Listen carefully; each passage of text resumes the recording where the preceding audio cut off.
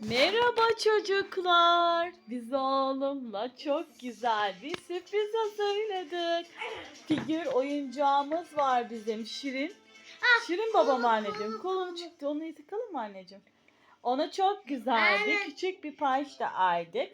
Pepe, Nilo'ya, Kukuli. Kek aldı. Evet. Brownie kek aldık. Maşa ile kocayı da var.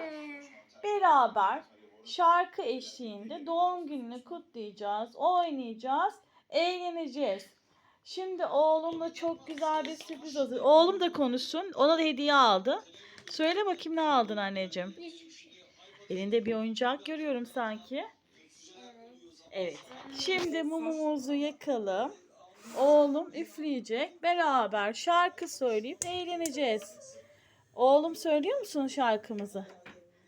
Doğum günün kutlu olsun. Figür Şirin. Para.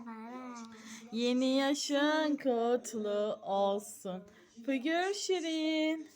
Bir dilek tut. Açalım mı şarkımızı? Hayır. Happy birthday yapalım mı? Hadi oğlum söyle. 1, 2, 3. Evet.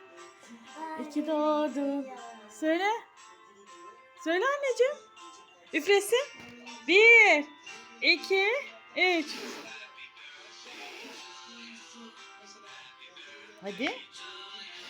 Bir daha. Alkış. Alkış. Hadi anneciğim alkışla. Çok güzel bir oyuncak aldık ona. Verelim mi anneciğim? Çek bırak araba aldı oğlum ona. Başka bir şey mi getirdin? Göster bakayım. Aha, bu ne? Bu ne? Figür.